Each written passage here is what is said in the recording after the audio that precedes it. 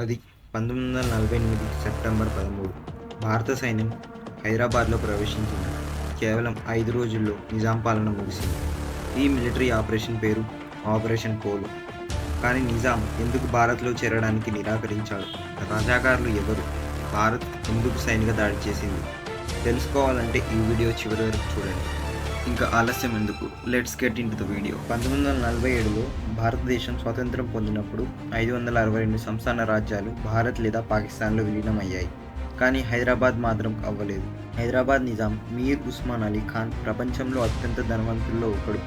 కానీ ఆయన భారత్లో హైదరాబాద్ను విలీనం చేయడానికి నిరాకరించాడు. హైదరాబాద్ను ఒక స్వతంత్ర దేశంగా ప్రకటిద్దామని అనుకున్నాడు.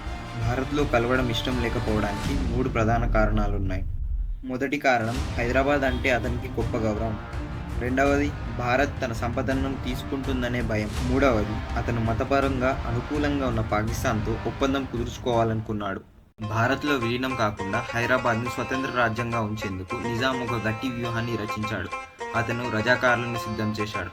రజాకార్లు అనేది ఎంఐఎం పార్టీకి చెందిన ఒక సాయుధ మిలిటరీ గ్రూప్. వీరి నాయకుడు కాసిం రజ్వీ నిజాం మీర్ ఉస్మాన్ అలీ ఖాన్కు అత్యంత నమ్మకస్తుడు.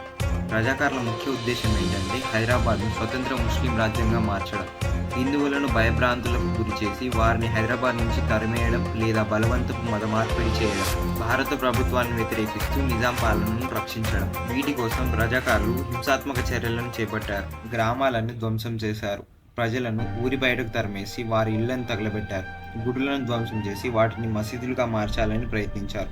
హిందువుల ఆస్తులను లూటీ చేసి ముస్లింలకు పంచే కార్యక్రమాన్ని జరిపారు. ఉదాహరణకు బీదర్, గుల్బర్గా, మహబూబ్ నగర్ జిల్లాల్లో దాదాపు 1000 గ్రామాలు రజాకార్ల దాడికి గురయ్యాయి. హిందూ మహిళలపై రజాకార్లు బలాత్కారాలు మరియు లైంగిక వేధింపులు జరిపారు. వారిని బలవంతంగా మత మార్పిడి చేయించి ముస్లిం పురుషులతో వివాహం చేయించారు. హిందూ కుటుంబాలను విడదీసి పురుషులను హత్య చేసి మహిళలను బందీలుగా చేసేవారు. ఉదాహరణకు రంగారెడ్డి జిల్లాలో రజాకార్లు 50 మంది మహిళలను బలవంతంగా తీసుకెళ్లి మత మార్పిడి చేయించారు. సిరిసిల్ల, వికారాబాద్, కామారెడ్డి ప్రాంతాల్లో హిందూ కుటుంబాలపై పెద్ద ఎత్తున దాడులు జరిగాయి. దసరా, దీపావళి, వినాయక చవితి వంటి హిందూ పండుగలను జరపకుండా అడ్డుకున్నారు. గణపతి విగ్రహాలను ధ్వంసం చేసి ప్రజలకు భయాందోళనలను కలిగించారు. గుడులపై దాడులు చేసి వాటిని ధ్వంసం చేసి మసీదులుగా మార్చారు. హిందూ దేవాలయాల్లోకి ప్రవేశించి అక్కడి విగ్రహాలను విరగొట్టారు. ఉదాహరణకు నిజామాబాద్, మెదక్ జిల్లాల్లో 20కి పైగా చిన్న గుడులను ధ్వంసం చేసి మసీదులుగా మార్చారు. భారత్లో విలీనం కావాలని కోరిన గ్రామాలపై దాడులు నిర్వహించారు. హిందూ నాయకులను మరియు కాంగ్రెస్ కార్యకర్తలను నిర్బంధించి హింసించారు. భారత్తో సహకరించే వారిని దేశద్రోహులుగా ప్రకటించి మరణశిక్ష విధించారు. ఉదాహరణకు హైదరాబాద్ సిటీ, గుల్బర్గా, బీదర్, వరంగల్ జిల్లాల్లో కాంగ్రెస్ కార్యకర్తలపై రజాకార్లు కత్తులు మరియు తుపాకులతో దాడి చేశారు.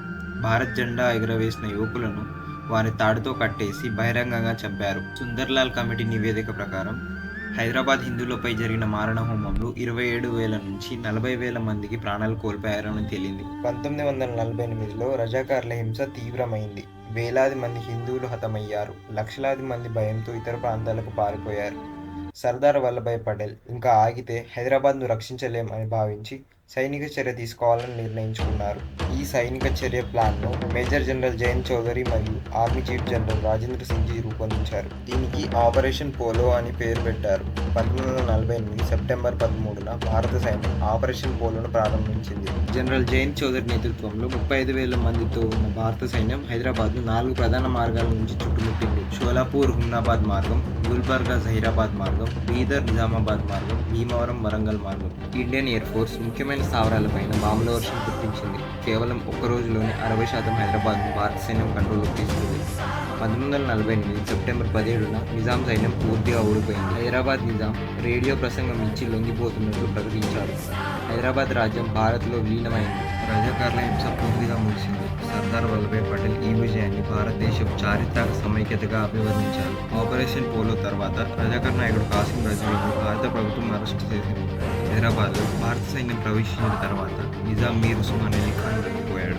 1950లో భారత రాజ్యాంగం అమలులోకి వచ్చాక నిజాం యొక్క అధికారిక హోదా పూర్తిగా తొలగించబడింది. 1956లో హైదరాబాద్ రాష్ట్రాన్ని విభజించి ఆంధ్రప్రదేశ్, మహారాష్ట్ర, కర్ణాటక రాష్ట్రాల్లో కలిపేశారు. నిజాం చివరి రోజులు నిర్లక్ష్యంగా గడిపి 1967లో మరణించాడు. మా ఈ వీడియో మీకు నచ్చినట్లయితే లైక్ చేయండి, షేర్ చేయండి, ఇంకా మా ఛానల్ని సబ్స్క్రైబ్ చేయండి. ఈ వీడియోకి ఎంత ఫ్రెండ్స్. వచ్చే వీడియోలో మళ్ళీ కలుసుకుందాం.